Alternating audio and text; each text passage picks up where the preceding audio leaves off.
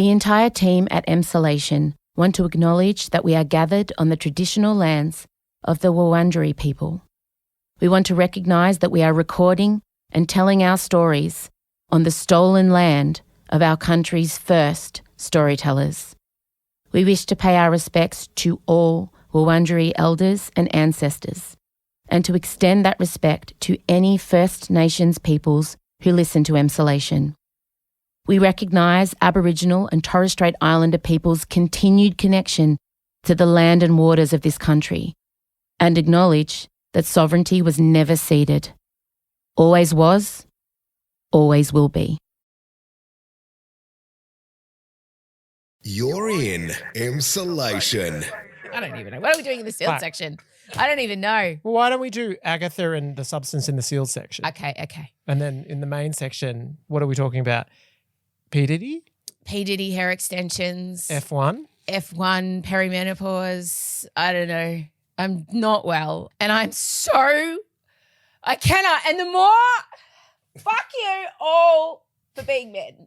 You don't get it. No. I found out today that the reason my asthma has all of a sudden come back to levels of when I was 12 and 13 is because there's estrogen receptors in your fucking lungs. Oh. That are not getting the estrogen they need. To function properly. Oh. Like. Menopausal asthma, didn't know that was a thing. Get fucked. But every vital organ in your body, every system that functions has estrogen receptors. So migraines, because the brain has estrogen receptors. So that's why you get migraines when you're going through perimenopause. And as I have said before, if there was a sudden drop in testosterone at 50 and men were having to put up. We'd have it on tap. With the amount of shit that women are expected to just, that's just the part of getting old. Get fucked. I'm so tired of coming up against, that's just what happens. I'm 45. I'm a youthful, long-haired, 45-year-old woman. Lustrous hair. Look at my hair. I'm 45. Are you telling me I have to spend a third of my life, a third, feeling like a piece of shit? No. Like, I'm looking around at all the older women saying, I'm so sorry. I'm so sorry that we didn't listen to you. But there is a whole, I made a video the other day. Welcome to Emsolation. My name is Em Ricciardo. I'm a writer, a singer, a stand-up comedian, a maximalist power queen, a neurodivergent magic brain, and a podcast done together with my best friend, International Emmy Award nominated Mr. Michael Lucas. We'll talk about that too. I bring you this podcast every week. Honestly, I put up a video because I've decided, fuck it, I'm going to make a podcast about perimenopause. So I was sitting getting my hair extensions on Saturday and the lady who was doing them was talking about how she's just so angry all the time and she's all of a sudden developed anxiety and she can't sleep and she's got a sore shoulder. And I'm sitting there and I said, you're in perimenopause. And she's like, no, I'm only 47. I said, rookie mistake. Doll. When do you think it starts?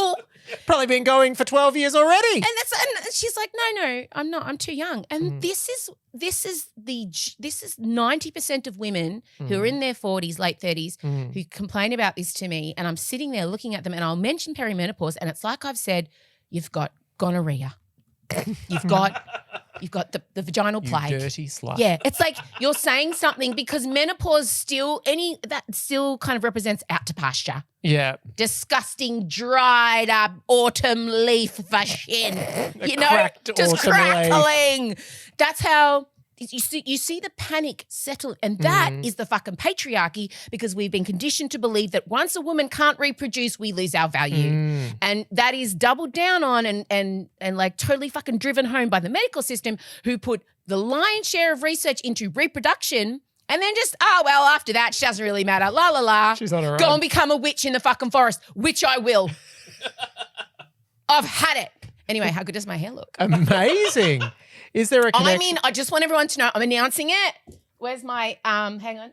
I've got something to announce. Dun, dun, dun, dun. I am in a full midlife crisis. I just had a consult for my tattoo that I'm going to get, a big peony on my arm, not a penis, a peony. Important clarification. And imagine if I just got two dicks on my It's as close as I'm getting to a dick. I'm just embracing it. And if you want to make any suggestions for my midlife crisis, please write in, because I've got the hair extensions. I'm getting the eyebrows laminated this week, getting my eyelash extensions. I've booked a tattoo. Like, I'm selling my car. I know I've been saying this for a year, but I finally found the one I like. Yeah. I'm getting a little sports car. Yeah. Like, I am, why? I was going to say sports car, but then I thought too much of a cliche, but no, you're doing it. I'm embracing it. Why? I'm the new PR agent for a female midlife crisis. Right. Embrace it. Yeah. Bring it on. I am so pumped. Scott's sitting there like, I didn't tell anyone I was doing there. Yeah. I just came home and everyone was like, and I'm like, what? Daring them. About the hair. And Elio. Surely they were like, you're so beautiful. No. They weren't. Chella said, she goes, yeah, I like But men it. are such basic bitches. They love long hair. No. Gay men too. The biggest basic bitch is my son. Or what did he go? Oh, you look beautiful. Yeah, He was like a princess. stroking it. Yeah, he's like, you look so beautiful, mummy. This is better than your short hair. I'm like, patriarchal. Who has programmed this child? But I'll tell you, I notice I'm getting looked at by way more men on the street, like weird. And I'm so paranoid. I'm like, what? Like, I'm just walking around like, it's so basic. Are you taking the opportunity to then march straight up to them and go, yes, I'm hot. Also, did you know I'm severely menopausal and it's not the end of my life? Correct. I'm just at the beginning. So, yeah, that was my announcement. Full-blown midlife crisis. I'm embracing it. I'm enjoying it. Send your suggestions. You need to, it's obviously a version of Eat, Pray, Love. Like, there's got to be a quest. No pray. Obviously no pray, but a lot of eating, a lot of love, and maybe just replace the plate. Actually, no pray loving. with chemicals. Some loving. We need to come up with some new words for that journey. Very Yes. demure, very mindful. Yeah. Yes. No, I'm on my own journey of scream, sweat, cry. Yeah. No, but I'm struggling mentally. I'm in the Have week. you had a float recently? No. I can't with my hair now, can I? Oh. What's the new rules? Can't possibly. How much physical pain are you in with the hair? I am in an unknown territory hellscape of pain. This is a sensory nightmare. Does it affect your sleep? Because when you lie on the pillow. Yeah, this is the equivalent of my marriage on my head in hair extensions. But it's much prettier so than your good. marriage. Yeah. Every time I regret my decision, I just go look in the mirror. I do not recommend, if you are neurodivergent, do not do what I've done and sew hair extensions to your head. Who'd have thought having tight cotton on your scalp pulling every moment of the day would be uncomfortable for someone who has to cut the tags out of her clothes? Who'd have thought? What a shocker. I've been told it only lasts for 6 weeks. But you are sentenced to deal with it for 6 weeks. 6 weeks, and then they say it kind of loosens and you just don't even notice them. I can't imagine that. Okay. So it's 6 weeks of pain and discomfort. It softens. Yeah. Okay. But worst case scenario, the ladies have said, you should see this salon that I got it done in. Oh, mate. It's like, it's incredible. It's everything you want in a hair extension salon. Okay. Out in Doreen. Good. Where they can't hear you scream. Correct. It's on a farm. Yeah. It's this. You open this white marble room with no natural sunlight or windows, full of incredibly smooth looking older women with hair down to their bums. Okay. And there's just rows of virgin human hair hanging on the wall like a witch's cave, but a very clean witch's cave. Mm-hmm. And they're amazing, and they just sit there and they just transform you. One of their clients walked in while I was there and she just said, "Hi girls, well I've left on. Couldn't be happier." Sat down, had her switch put in. Beautiful. Anyway, I was sitting there. Why am I telling this story? I don't know, because maybe we're having an epiphany. Oh, because they were asking about menopause, or they were talking about menopause. And let me tell you. Does that signify the end of the side quest or the start of another one? Anyway, I made this video saying I wanted to make perimenopause, and it's gone. You don't understand. Yeah. It is like the desert, this parched, cracked desert. I did a little droplet of aloe-infused water upon it. Oh, and there's an oasis the now. women who just came forward and said, "We need, please help me. Yeah. Help me. Dusty women. Help me." It's so, and there's so many women out there who just don't understand even just the idea of hormone replacement therapy has so much stigma around it because there was this whole scare around it causes breast cancer. That has been disproven. It actually has. Now, HRT is not for everybody for different genetic reasons and whatever, but a vast majority of women it would be fine for, but they are told all the scary things. I'm on it. I got a patch on my ass right now. Patches are back. Patches are back. Thank God. But they were out of stock. Is that the problem? Yeah, for like a year. So there's just knowing you're in perimenopause and then what you can do about it. But you don't, like I was saying, you don't understand the estrogen receptors are all through our bodies, and then all of a sudden that the thing that has been making us hum along our whole life fine just starts gone. And I just don't understand why we're expected to fucking white knuckle that. And my PMS is so bad. Anyway. That seems cruel. You need a menopausal phenomenon. Doesn't exactly roll off the tongue. It's just fucked. I'm so not okay. But speaking of witches, oh no, we're going to do, I just want to let you know, in the sealed section, my new favourite show is called Agatha All Along. It's changed my life. It's on Disney Plus. It's the continuation of WandaVision. Patti LuPone is in it and she plays a witch, and that's all you need to know. Audrey Plaza's in it also with feels the villain. Very connected to the topics we just, weirdly the thing that I want to talk about, the substance, also sounds very connected. So we'll be talking about the substance and Agatha All Along in the sealed female section. rage in both. Is it? Is there the rage in that? The rage. I've never felt, it's just like Disney.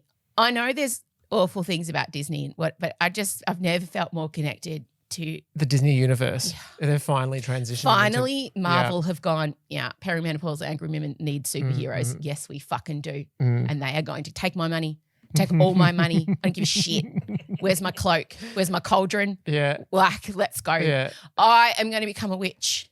I'm already halfway there. Yeah. I'm entering my Stevie Nicks era. Fucking look out. Yeah, I was going to say Stevie Nicks is good because I think you still want colour. Yes. Yeah. Look out. Oh, Agatha says, I want to get my purple back, which means like her magic, her mojo. Okay. So I love that. Down the witch's road. Anyway. There's been a very sad development in F1, which I know you're desperate to talk about. Absolutely craving. Daniel Ricciardo, you know who that is. Yes, I do. He is a driver for one of the car companies, and I think it's Ferrari. Wow. And why is he significant to us?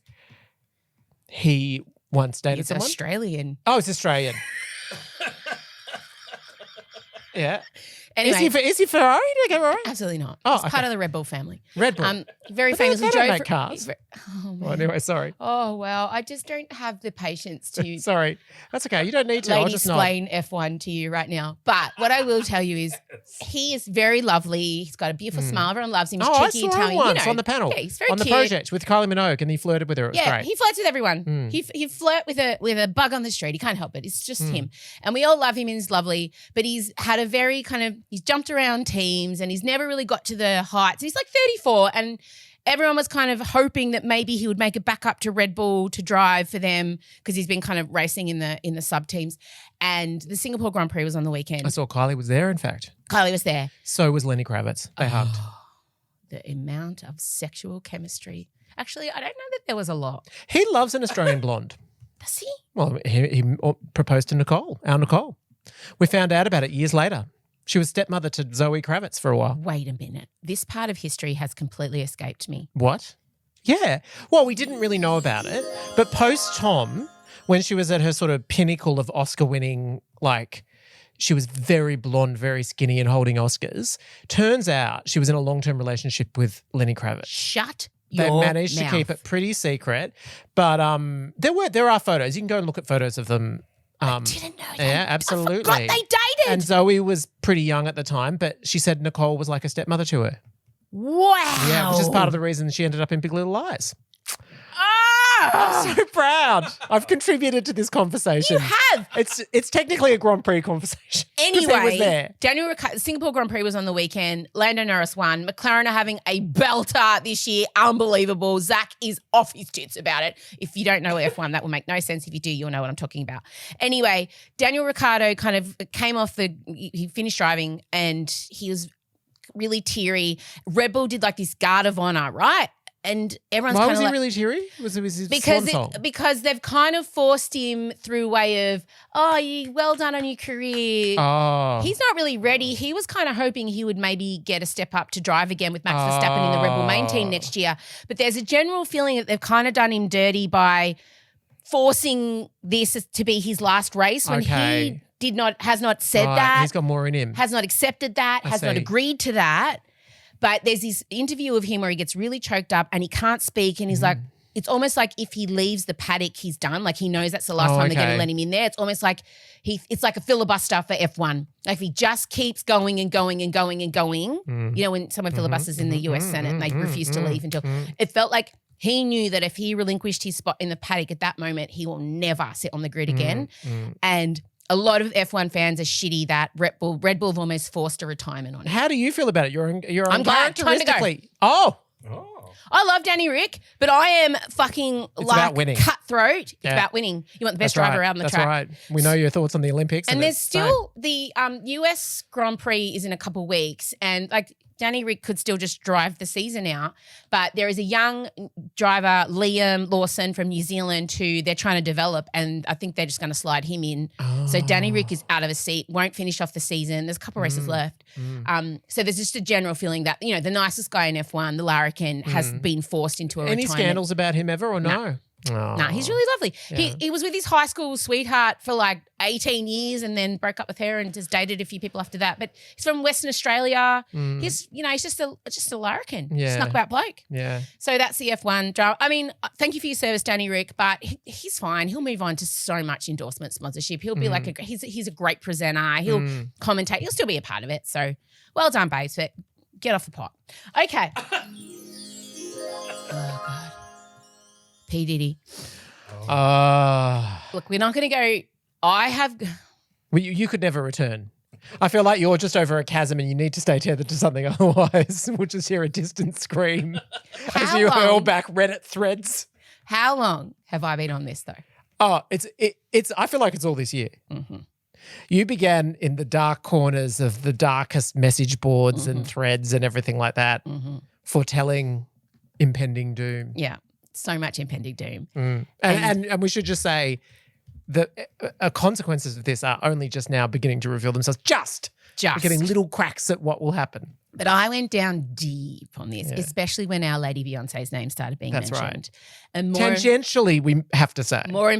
Jay-Z is very much tied up in this as feels like a lot of the rap R&B scene from that era. This runs right down to questions on P. Diddy's very real alleged connection to the death of Tupac Shakur. Like, we're gone there. And I also watched this little doco on the way Sean P. Diddy Coombs grew up. And he is a gangster. He is properly scary. Like, if you've seen American Gangster, the role that Denzel Washington plays, I can't remember his name, Frank someone. Anyway, if you've seen that movie, he's a very scary. That was P. Diddy's dad's like best mate. That's the way he grew up. That's the way he rolled.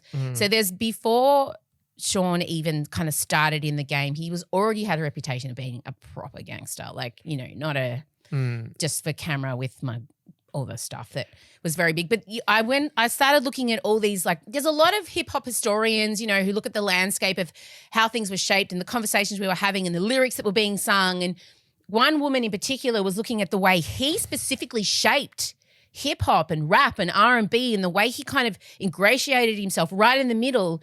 And, you know, he would have these parties with Usher and, you know, with Jay-Z and with basically every powerful black entertainer or producer in the, you know, late 90s, early noughties was part of Diddy's crew. And now we're finding out he liked to film these gatherings. And the police, obviously, he's been arrested in New York where he's being held without bail. He's been refused bail twice, even though he put up his $48 million house in Florida, his mother's house. He's still considered a flight risk. But the main interesting thing is the judge said he intimidates witnesses and he doesn't trust that this won't happen. And his charges are for human trafficking. Racketeering, which is basically like organised crime, like what the mafia, what mafias often get charged with. Yeah, human trafficking, sex trafficking, racketeering. It's just, I read the 14-page indictment. It's grim. And the thing that everyone's picked up on is that these parties that he would have, the police did seize 1,000 bottles of baby oil and personal lubricant. And there are photos of that online. And there are allegations or reports, right, that he was sort of people were forced to have sex for 72 hours on drugs. That's all in the indictment. That's all in the indictment for him. Mm-hmm. Now the police have the people prosecuting him. They chose, and it was interesting. I'm like, I wonder why they arrested him in New York, because this has all allegedly happened in Florida. Yeah, and apparently the Southern District of New York is the toughest on the sex trafficking. Like they have something like a 94% conviction rate of when they decide. So if they decide to take you to trial, they've fucking got the evidence. Yeah. Is that where Epstein went down? Yes. Right. So what's been really interesting is the police have also said they recovered hundreds of hours of footage. And this is where I think a lot of famous people will be getting quite nervous. I get the sense when you read into Sean Puff Daddy Combs, he is a hustler with not a great intellectual skill set in terms of, but he knows how to work people. He knows how to work the system. And I think he just started calling billionaires one day and saying, you should invest in this, you should invest in this. And he just had all these different operations going, perfumes, record companies, sports drinks, like he just, one of those like, just always got a new business idea, new venture, and just getting all the very powerful people around him to buy in. And that seemed to be his skill. He was just a hustler. Our 90s obsession with gangster rap, considering we were very white, middle-class Australian, like we could not – our lived experience was so far from that culture, and it was weird that we were so obsessed with these gangsters. But also the fact that they were gangsters and it was authentic was a big part of the appeal. And when you look back on it now, you're like, that was weird, wasn't it? That was organised crime. Yeah. But my mum famously walked down and said, if only you knew your 8 times tables as well as you know Gangster's Paradise. Yeah. Great song, by the way. Spending most our lives living in the gangster's paradise. Meanwhile, Money and the power. Power and the money. Minute after minute, hour after hour. Yeah, but we were in like, I was literally in a mud brick house in the sticks. That's right. With my, like, I it couldn't wasn't have been very hood, was it? The mean streets of No, Melbourne. I've never sold drugs. West side, east side. No. Warrandyte. Yeah. Yeah, so I am across it. Everybody's message saying, please talk about it. But I think it's hard to talk about when there's been no trial. He's in jail. Yes, he's being held, no bail. But I'm sure there are deals being done. Like there's all sorts of things happening now. And we just have to wait to see what comes out. It's like you've got to wait for the Ronan Farrow super detailed expose on it all. Yeah. And I feel like we're maybe even years away from that. Yeah. Yet. And what will happen is they need to get him on the most easy slam dunk charge. So it's not might be the interesting stuff that we want to hear about. They may end up, agreeing to not mention all of the other things so that they can just get him on, like a tax fraud or it's just like in the indictment, no celebrities were named. Just a lot of mentioning of employees and, people who freelancers and people who were bought in, but there were no other people named with it. Don't worry, I looked. So that they may not even be going down that. But angle. mysteriously, Usher and Pink have both deleted all their tweets. It's not sus at all. Good timing, guys. Anyway, but also, I just kind of know, what is it going to say? Was that P Diddy's last night? Saw some sex trafficking. How is it's so suspicious to delete it all? It's all exists anyway. People would already have it. This is the thing, and I was really thinking about. This is the problem with modern day celebrity culture, right? We now have this 360-degree view of the people we love. And humans are flawed. Humans make shitty decisions. They do shitty things. But yet we demand the people that we love, that we've got a parasocial relationship with to be pretty much perfect, or we go off them. But that's just not humanly possible. So, of course, and this doesn't excuse anything, but I think – why are we surprised that a known gangster, what I mean? Like, oh, this is so disappointing. Like he's got firearms in his house. Yeah, he's a gangster. It's just that, when football players get done and we're so invested in celebrity culture, yet we all get let down and disappointed when they are shitty people because we can now see them all the time. We know what's going on. We can watch them. We can but back in the day with us, we just saw him on video hits, maybe once a week for 3 minutes. That was enough. Totally. But also, we were I remember in our era, we were people like Michael Jackson, Whitney Houston, even our Lord and Queen Mother Madonna. We kind of were aware of I don't know. I felt like we knew that there were serious problems with Whitney. Serious. And we knew that Michael Jackson, increasingly serious problems. For some reason. Well, we weren't now we are way more invested in our celebrities. Yeah. We are so much more invested and care so much more, and they're a part of our everyday lives. And we're also looking at everything like, are they on the right side of history? Which is totally. We seem to be absolutely not conscious and no of that one back at the time. can make all the decisions that you will agree with 24 hours a day, 7 days a week. It's just not going to happen. No. My point being, don't make celebrities your heroes. Totally. Don't do that, because you will inevitably be disappointed. Although, if you are invited to a party and anyway, there are some situations where don't go to a party where sex trafficking. That is take right. Nothing more from our podcast today. Yeah, and if you see a full truck of lube out the front, question it. Question it. Yeah, what's going on in there? If you walk into a bedroom and there is 1,000 bottles of baby oil on the shelves, I would say, hey, are your thighs rubbing together? I've got some. I can help you with that. Like, I would be just asking, hey, I just noticed. In the room, 1,000 bottles of baby oil. Is that? Are you okay? Are you okay? Like, ask questions. Ask questions for sure. But I just feel like, if you're going to make a celebrity your hero, accept that they're going to be flawed. Like, I have heroes that are celebrities, and when I hear they've done something shitty, I'm like, they're human people. As long as it's not 1,000 bottles of baby oil. Terrible. Every time Madonna put on a kimono. I mean, exactly. Like, the amount of cultural appropriation that's going on. Oprah's relationship with diet culture. Oprah in general is very... Before we get into the sealed section and discuss how I'm becoming a witch, my hair extensions, I did let my hair flow, my pain. Oprah, I was going to say Kamala. I was going to say Madonna. Okay, yeah. Oprah and Kamala. Yeah. Oprah did a new episode of her show, basically, for Kamala. I just want to point out there was a moment where Kamala Harris sat opposite Oprah Winfrey and said, Trump's a billionaire who's out of touch with the common people. He doesn't understand what middle-class Americans are going through. Ma'am, the person you've just told that to. She has a meditation rock. She does.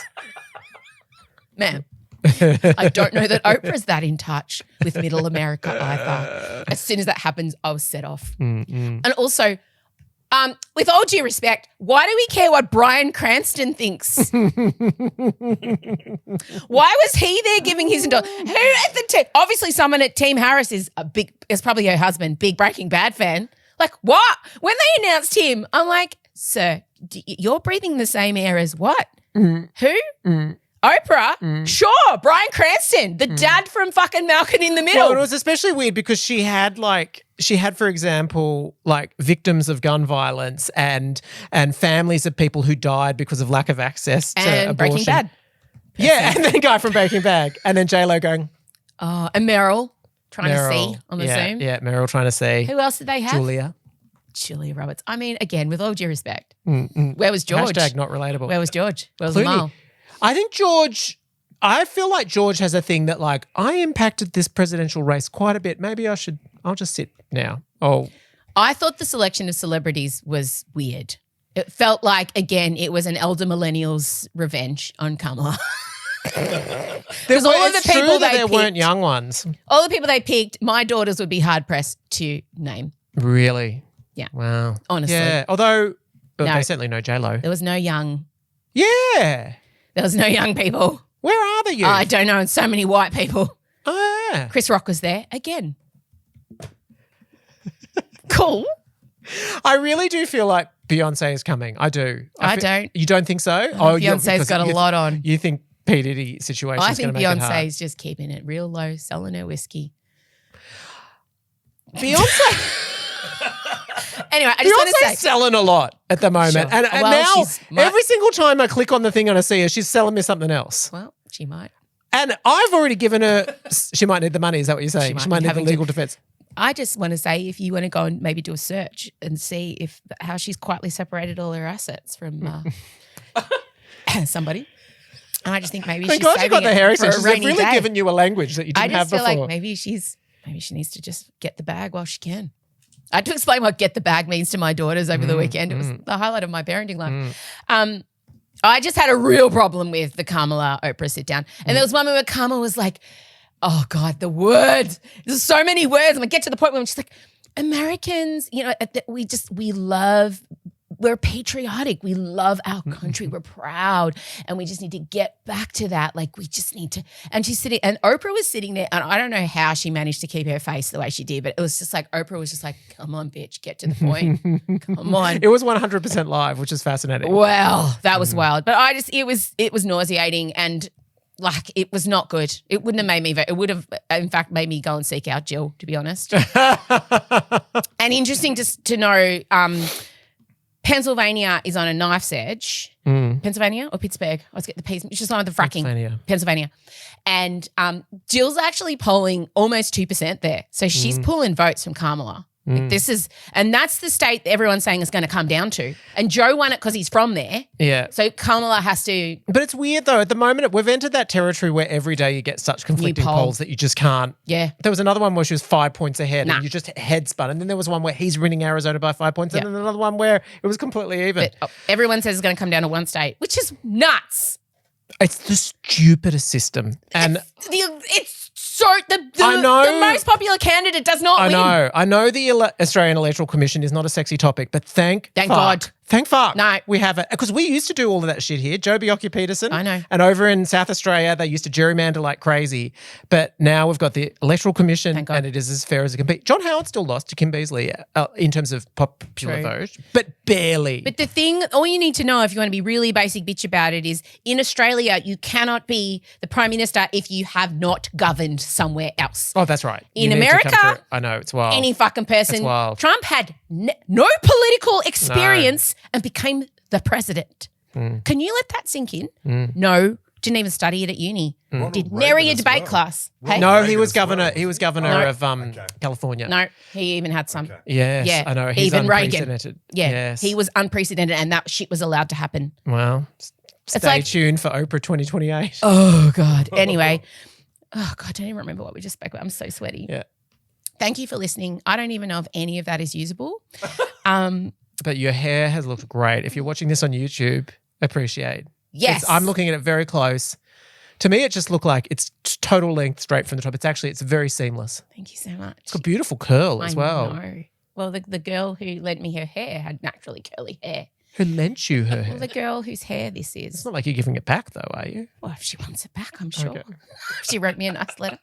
No, okay, I don't know. She's not there, is she? No. Oh. Well, no. I don't know how much I should give away. In Poland, there are women that girls grow their hair until their first communion, I think 13 or so. Mm-hmm. It's very hard to get naturally blonde hair. So I was told that they have this sounds dubious, but they make money. The young girls of Poland, when they finally do their first haircut, and it's like this much hair, they sell it to a hair dealer in Poland, which then passes on the hair to Australian. Yeah, it's just something about it does feel weird, doesn't it? Yeah. Now I think about it. I've got someone else's. I saged the hair just in case she'd had. I don't need any more trauma in my life, so I did a little sage of my hair. Like reverse trauma going back into your scalp. Yeah, I don't know what this person's hair that I'm wearing has been through. What juju you're carrying in that hair and those follicles? Could be a witch. Speaking of, we're going to talk about witches now. Okay. Thank you for being here. Don't forget to watch us on YouTube. You can't watch us on Spotify anymore. Thank you to everybody who has watched. When you're at our YouTube channel, subscribe. Please leave comments. Send it along to people. Every little bit helps. We'll chat soon. Let's head into Still Section.